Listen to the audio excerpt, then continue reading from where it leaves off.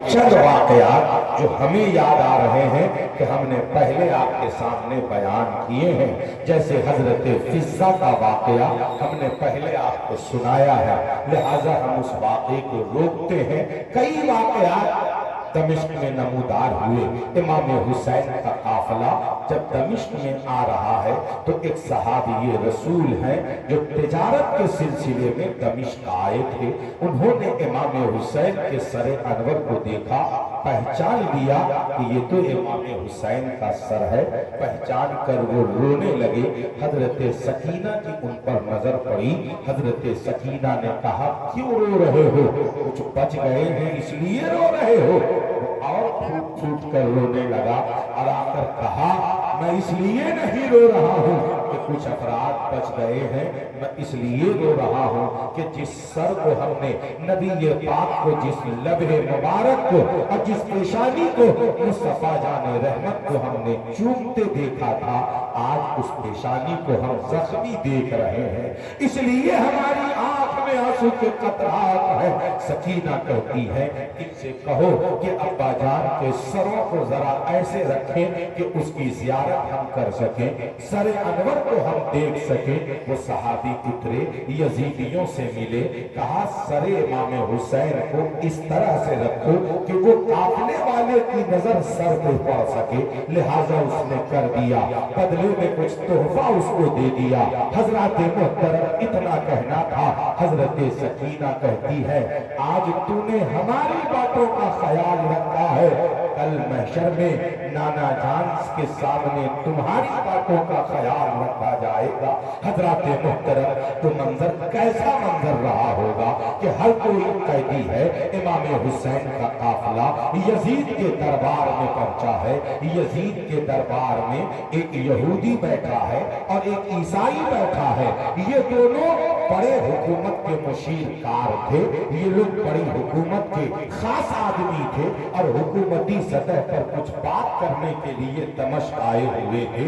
मगर जैसे ही दरबार में इमाम हुसैन का काफिला पहुंचा है, ये यहूदी और ये ईसाई देखकर दंग रह गए। मुसलमान तो ऐसे किसी को कैदी नहीं बनाता है, क्योंकि इस्लाम की ये तारीख रही है कि इस्लाम में अगर औरतों को कैदी बनाया गया तो उनके हाथ नहीं बांधे जाएंगे, उनके चादर नहीं उतारे जाएंगे, उनका पर्दा नहीं उतारा जाएगा, उनको कैदी बनाकर और कैदियों की तरह बंदिशों में नहीं रखा जाएगा। लिहाजा औरतों के लिए इस्लाम का रूल अलग है, बच्चों के लिए इस्लाम का रूल अलग है। मगर ये कैसे लोग हैं? ये मुसलमान होकर औरतों के सरों से चादर को उतारे हुआ है, उसके हाथ को पीछे से जाके पकड़ाए हुआ है। एक बीमार सा बच्चा है, हसीनों दिल नशीन शहजादा है, बड़ा खूबसूरत है, मगर उसके गले में तौक है, हाथ में हथकड़ी है, पैर में बेड़ी है, पूरे बदन में जंजीर है। जितना उसका वजन नहीं है, उससे ज्यादा तो उसके बदन पे जंजीरों का वजन डाला गया है। ये किस तरह का जुल्म है? वो ईसाई, वो यहूदी बैठा बैठा तमाशा देख रहा है। जब देखा इमाम हुसैन के सर को यजीद के दरबार में, यजीद के सामने लाया गया। यजीद भी जालिम अपने हाथ में एक बेत लिए बैठा है, इमाम हुसैन के लबे मुबारक पर चलाया था और चलाकर उसका चलाना था कि हुर्मती करना था। वो यहूदी पूछता है, अरे ये सर किसका है? तो बताया गया ये हुसैन इब्ने अली का सर है। यहूदी कहता है, ये तुम्हारे नबी के नवासे हुसैन उन्हीं का सर है? कहा हाँ, हजरत अली के शहजादे का सर है। कहा हाँ। कहा कैसे तुम लोग बदबख्त हो और कैसे कमीने हो तुम लोग कि अरे हजारों साल पहले हजरत ईसा अलैहिस्सलाम ने जिस गधे की सवारी की थी, उस गधे का एक सुम हमारे एक जजीरे के एक गिरजा में रखा हुआ है। सिर्फ गधे का एक सींग रखा हुआ है। उस गिरजा का हम लोग इतना अदब और एहतराम करते हैं और उसका तवाफ ऐसे करते करते हैं जैसे तुम लोग खाना काबा का तवाफ करते हो, हम उस गिरजे का एहतराम इसलिए करते हैं कि उस गिरजे में हजरत ईसा अलैहिस्सलाम की सवारी गधे का सिंह रखा हुआ है। मगर तुम लोग इतने गिरे हुए इंसान हो कि तुमने अपने नबी के नवासे को, जिसको तुम्हारे नबी ने अपना बेटा कहा है, जिसको तुम्हारे नबी ने अपना शहजादा कहा है, तुमने उसी के सर को कलम किया, उन्हीं के घर वालों को कैदी बनाया है। ये तुम कितने गिरे हुए इंसान हो। ईसाई ने ललकारा, बगल में बैठा था यहूदी, कोई यहूदी कहता है हैरत हो रही है हमें तुम लोगों पर कि तुम लोग अपने नबी के बेटी के बेटे को, बस एक वास्ता, नबी के बेटी का बेटा, बस एक वास्ता, और तूने उसे कत्ल करवा दिया, तूने उनकी जान ले ली, उनके घर के लोगों को कैदी बना दिया। सुनो सुनो, हम लोग हजरत दाऊद अलैहिस्सलाम के मानने वाले हैं और हमारे अंदर एक ऐसा खानदान है जो हजरत दाऊद अलैहिस्सलाम की 70वीं पुश्त में है। कितनी पुश्त? 70वीं पुश्त में है। मगर हम हजरत दाऊद अलैहिस्सलाम की औलादों का एहतराम वही करते हैं जो हमारे पूर्वज हजरत दाऊद का करते थे। वो 70 पुश्त के बाद हमने कोई कमी नहीं की है। अब तूने एक पुश्त के बाद नवासे हुसैन, नवासे रसूल को शहीद कर दिया है। सिर्फ एक पुश्त के बाद तूने ये जुल्म किया है। हजरत मोहतरम, यजीद को जब ईसाइयों ने धुतकारा, यजीद को जब यहूदी ने धुतकारा और कहा कि तुम न तिजारत के लायक हो और न तुम सियासी बसीरत के लायक,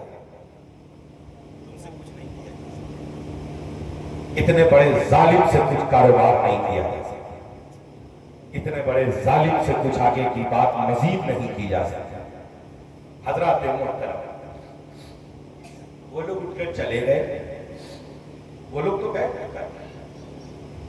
मगर पास में बहुत सारे अफराद बैठे। हजरत ज़ैनब की तकरीर अहले दमिश्क को तापा दिया। फिर कहा गया था कि हुकूमत के गद्दार का काफिला, कि हुकूमत के गद्दार का काफिला, लिहाजा भीड़ थी वहां। कहां? महफिल में, यजीद के दरबार में। हजरत ज़ैनब ने जब ललकारा कि हजरत इमाम हुसैन तेरे पास आना चाहता, तुम्हारे लोगों ने आने नहीं दिया। हजरत इमाम हुसैन तेरे फिस्क, तेरे फजूल और तेरे वो गैर इस्लामी उमूर से नाराज थे। तुझसे इमाम हुसैन को कोई जाती लड़ाई नहीं थी। हमें मेहमान बनाकर, खत लिखकर कूफा वालों ने बुलाया, मगर तुम्हारी फौजियों ने हमें घेरा, हमें कैदी बनाया, हम पर जुल्म सितम के पहाड़ ढाए, हमारे बच्चों को शहीद किया, हमारे घर के हर फर्द को शहीद किया, हमें कैदी बनाकर करबला से लेकर कूफा और कूफा से लेकर दमिश्क तक बतौर कैदी हमें लाया।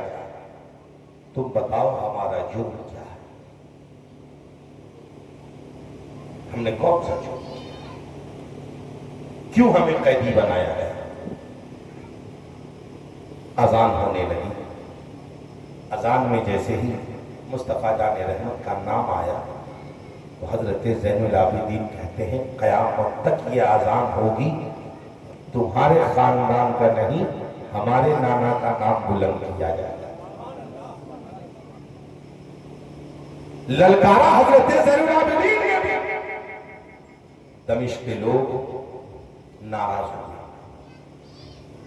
लोगों पे बात जाहिर होने लगी कि हजरत इमाम हुसैन के घर वालों को शहीद किया गया है।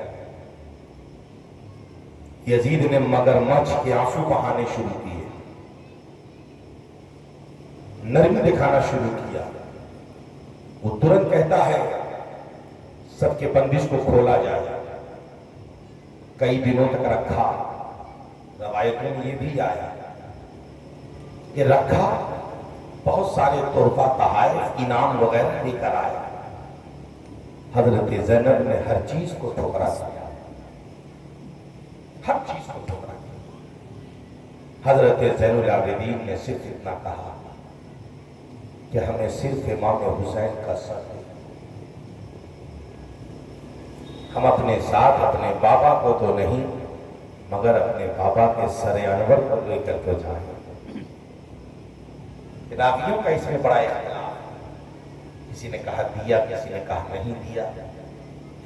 किसी ने कहा कि इमाम हुसैन ने जिसमें पाक के साथ दफन किया गया, किसी ने कहा मदीना में दफन हुआ, किसी ने कहा नहीं उसको रखा गया, वो म्यूजियम में है, वो चांदी की शक्ल इख्तियार कर लिया, वो म्यूजियम में है। बड़ा आयत दिया, वो बस ये कहिए कि वो एक मुआम्मा ही रह गया।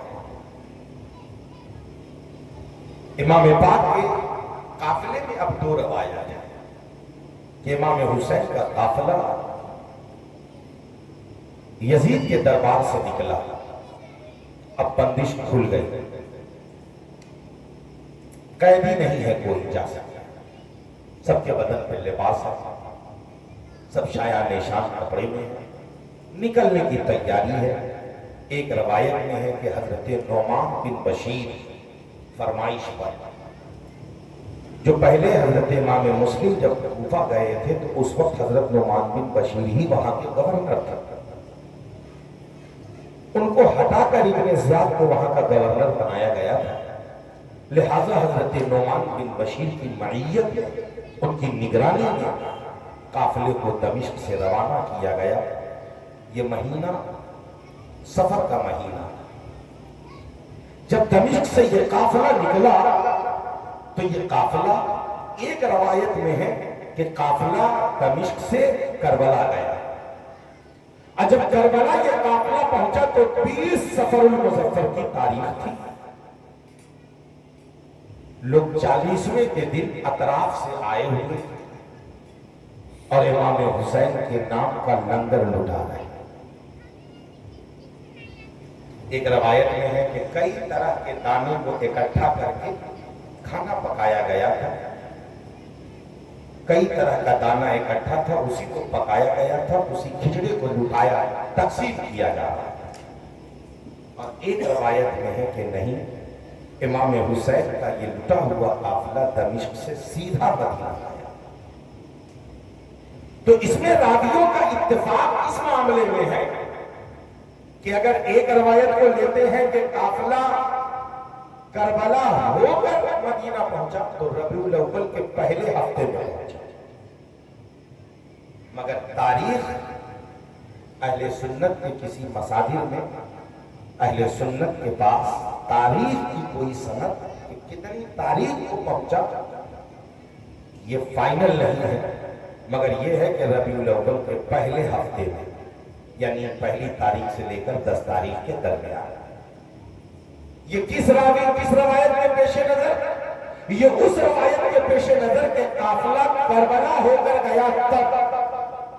और अगर काफिला, एक रवायत है कि काफिला सीधा दमिश्क से गया मदीना, तो इसके रावी कहते हैं कि सफर के ही आखिर हफ्ते में यह काफिला मदीना पहुंच गया। हजरत मोहतरम कुल मिलाकर सफर के आखिर हफ्ते में या रबीउल अव्वल के पहले अशरे में इमाम हुसैन का ये लुटा हुआ काफिला मदीना पहुंचा। जब काफिला मदीना पहुंचा तो मदीना के लोग तड़प गए। इमाम हुसैन का पूरा घराना हरा भरा देखा था। आज इमाम हुसैन के काफिले में सिर्फ एक मर्द हजरत ज़ैनुल आबिदीन को देखा।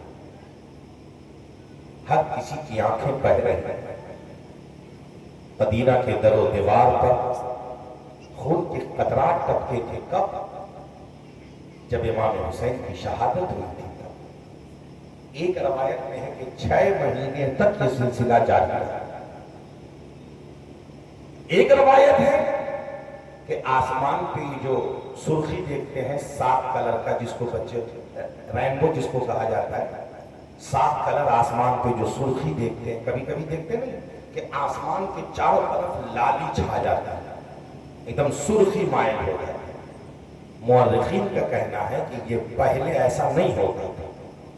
جس دن امام حسین شہید ہوئے اس کے بعد اسی دن شام میں یہ جو سرخی مائل ہوئی تو یہ اکثر آسمان پہ یہ منظر دیکھا جاتا ہے، تو مورخین کہتے ہیں وہ نشانی ہے غم حسین۔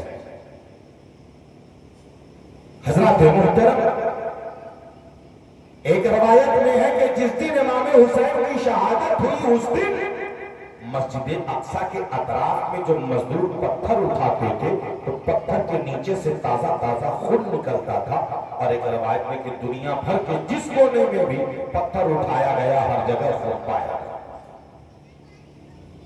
مدینے والوں کو پتا تھا کہ امام حسین کی شہادت ہو چکی۔ قافلے کو دیکھا، سب کی آنکھیں بہہ گئی۔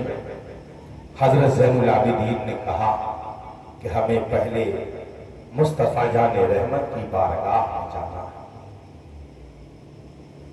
آپ بتائیے، لوگ کہتے ہیں، ہم اپنی بات آج کہہ رہے ہیں، ہمارے حوالے سے بھی ہماری جماعت کے بہت سے لوگ کہتے ہیں کہ صرف رونے اور رلانے کا ماحول بنا دیا۔ مگر ٹھہر کر میں ایک بات پوچھوں، مدینہ پاک میں میری حاضری نہیں ہوئی ہے، مگر جو لوگ مدینہ گئے ہیں ان سے پوچھئے گا کہ روضہ رسول کے سامنے جانے کے بعد کسی کی آنکھ سوکھی رہتی ہے؟ کون آنکھ ہے جو بہہ نہ جائے؟ اس لیے کہ وہ دربار ہے کہ ماں اپنی اولاد سے جتنی محبت نہ کرتی اس سے زیادہ نبی اپنی امت سے محبت کرتے۔ اتنا سارا غم کا پہاڑ ہے حضرت زین العابدین کا، وہ دربار رسالت میں پہنچے ہیں، کیا ان کی آنکھ بہی نہ ہو؟ امام حسین نے ان سے کہا تھا کہ نانا جان کی بارگاہ میں جانا تو میرا سلام پیش کرنا۔ کیا سلام پیش کرنے کے وقت نانا جان کی بارگاہ میں سلام پیش کرنے کے وقت اپنے باپ کے اوپر ہوئے ظلم یاد نہ آئے ہوں گے؟ کربلا کا منظر نظروں کے سامنے نہ آیا ہوگا؟ حضرت زین العابدین دربار رسالت میں حاضر ہے اور اپنے والد کے سلام کو جب پیش کیا ہے تو دربار رسالت سے جواب ہر کسی نے سماعت کیا۔ حضرات محترم، ذہن کو حاضر کریں، امام زین العابدین کا قافلہ آقا کریم کی بارگاہ میں حاضری دینے کے بعد حضرت خاتون جنت کی بارگاہ میں حاضر ہوا، عرضی پیش کیا، سلام پیش کیا، اپنے گھر آ گئے۔ لوگ آتے حضرت زین العابدین کے پاس کہ حضرت ہم لوگ بدلہ لینا چاہتے ہیں۔ کہا ہمیں پھر سے کربلا کی بات یاد مت دلا،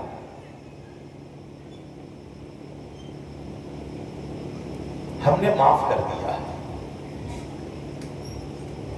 ہم نے معاف کر دیا ہے، اللہ پاک انصاف کرے گا۔ کچھ لوگ آئے، آ کر کہا کہ ہم چاہتے ہیں کہ آپ ہماری حکومت کی رہنمائی کریں، ہم یزید کے خلاف بیعت قبول کریں۔ تو کہا جب خلاف میں حکومت قائم نہ کی تو میں اکیلا بچا ہوں، اور آج اس کے خلاف حکومت قائم کر کے میں اپنے نانا جان کی شریعت کی روحانی سرپرستی کو ختم کرنا نہیں چاہتا۔ ہمیں جو کام دیا گیا ہے ہم وہ کام کریں گے۔ تو کام کیا تھا؟ تو کام تھا کہ حضرت زین العابدین نے اپنی درسگاہ مسجد نبوی میں لگا دی، پڑھانا شروع کر دیا۔ بڑے عالم تھے، قرآن کی تعلیم، حدیث کی تعلیم دینا شروع کر دیا۔ اور جب نماز کا وقت آتا، جب وضو کرتے تو وضو کرتے کرتے آپ کے چہرے کا رنگ بدل جاتا ہے۔ لوگ پوچھتے حضرت آپ کے چہرے کی کیفیت بدل گئی؟ تو کہتے ہاں، अल्लाह की बारगाह में खड़ा होने जा रहा हूं, इसलिए डर रहा हूं।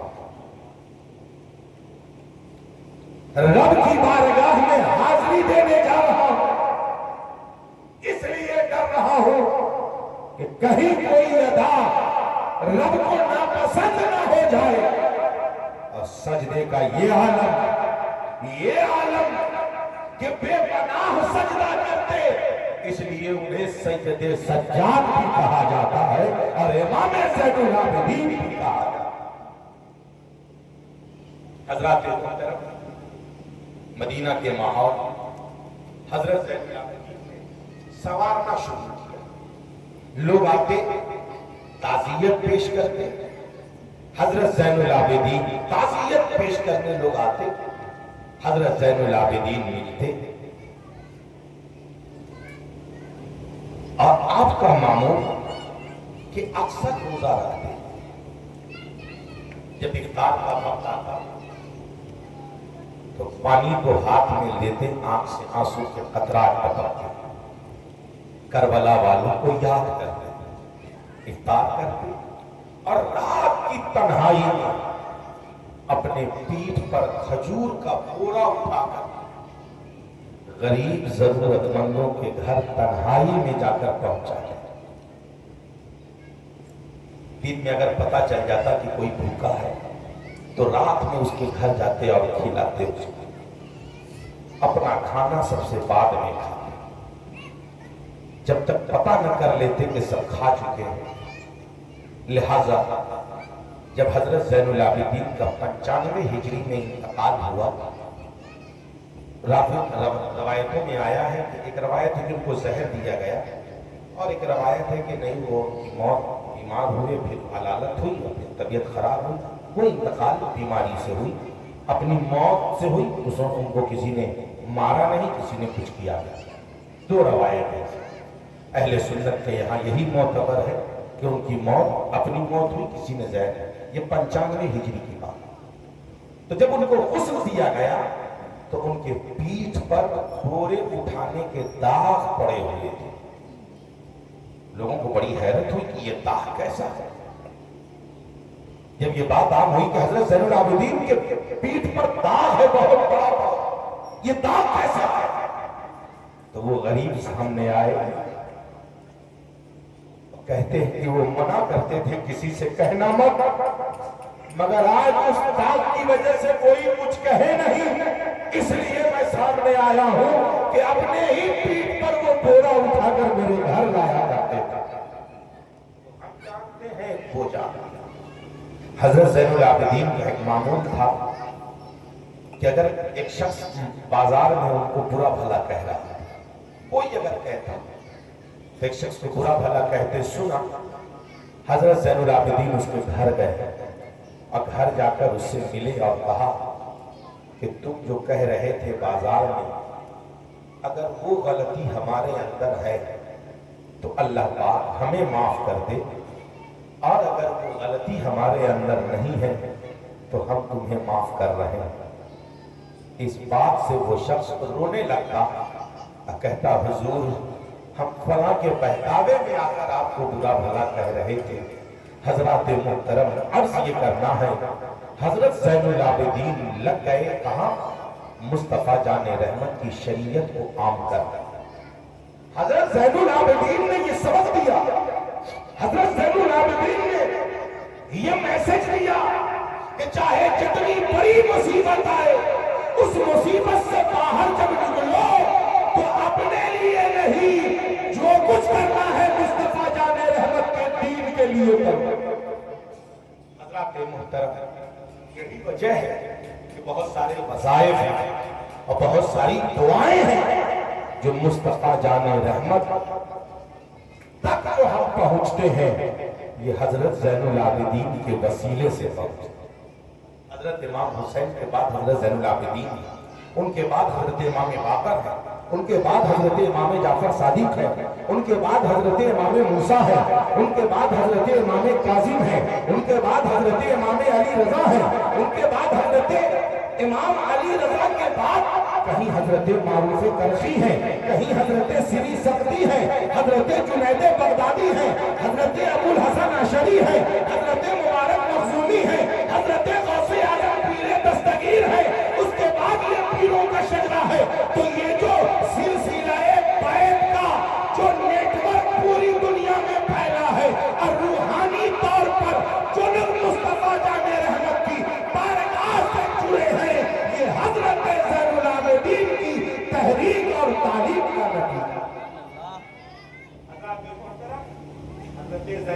तारीख में ये सबक कि बड़े हादसा से निकल कर भी अपने मिशन को आम किया जा सकता। हजरत मुहतरम, ये तो लग गए, अब बात यहीं से सुन लीजिए गौर से। जमाना शुरू हो चुका है हुकूमत का, बादशाह शुरू हो चुका है। मैंने पहले कहा, पहले बादशाह